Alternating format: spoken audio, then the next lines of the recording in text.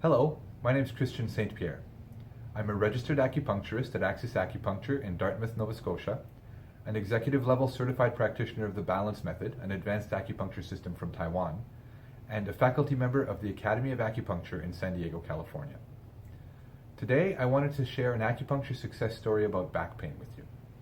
Acupuncture works very well for many different kinds of back pain, and this particular case exemplifies just how amazing acupuncture can be at healing chronic pain due to injury. So the case involves a 36-year-old man who had suffered a back injury while working in a tree, and he had actually fallen from the tree and injured his back. The pain was debilitating. He was almost unable to work. He could only stand for about 20 minutes at a time, and it had been like this for the past 6 years. He had tried physiotherapy, massage therapy, dry needling, chiropractics, and nothing had improved the situation much. He was on some fairly strong medication for his back, as well as sleep medication because the pain prevented him from sleeping.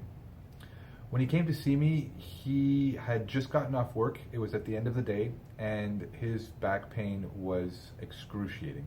He rated it at an 8 out of 10, and when I performed the physical exam, he would wince with every movement and with every palpation. So we did a test treatment, and within a few minutes, the pain had actually gone from an 8 out of 10 to a 2 out of 10.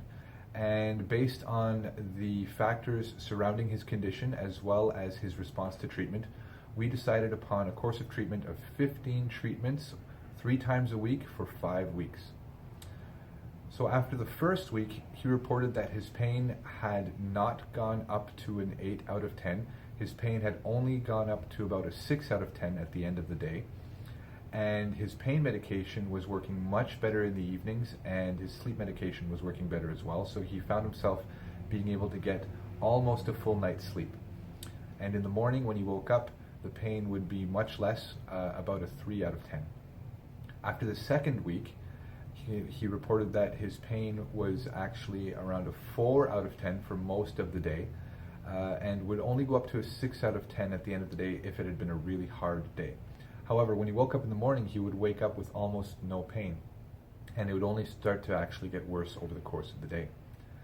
At the end of the third week, he reported that the pain never went up beyond a 4 out of 10, even after a hard day's work, and he could actually cause the pain to calm down just by taking a small break. He could sit down, or he could lay down, and the pain would actually go away. He was still taking his sleep medication, but he had actually stopped taking his pain medication because he found that he could actually function without it. And in the mornings, he would wake up pain-free, and it would only be after around 11 o'clock, so a couple hours after breakfast, where the pain would actually start to come back. At the end of the fourth week, he reported that the pain at the end of the day was only hovering around a 3 out of 10, and for most of the day it wasn't there. It was only near the end of the day that the pain would actually arrive. He stopped taking his sleep medication, finding that he was actually now able to sleep throughout the night without the need for sleep medication. At the end of the fifth week, it was almost gone completely. At the end of the day, it was still, on a hard day, it was about a 3 out of 10. Most days it was a 2, if not a 1. On easy days, there was actually no pain at the end of the day. He was actually going through his entire day pain-free and was able to sleep throughout the night. We went for a second course of treatment, except this time we decided that we would see each other once a week for 4 weeks and monitor his condition. Over the course of those 4 weeks, the pain never increased above a 3, and that was only after a hard day's work.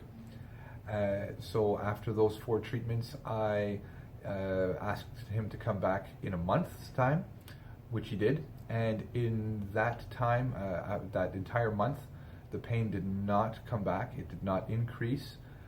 He was able to function as normal, almost as though he had not been injured. I followed up with him 6 months later. He had no pain. The pain had not come back 6 months after the treatment. So a total of 20 treatments were administered. for a chronic back pain problem due to an injury that was over 6 years old. And this is a great example of how acupuncture can work for a chronic severe back pain due to injury. If you are interested and would like to give acupuncture a try for your back pain, don't hesitate to give us a call at 902-999-4325, or you can visit our website and book online at accessacupuncture.ca.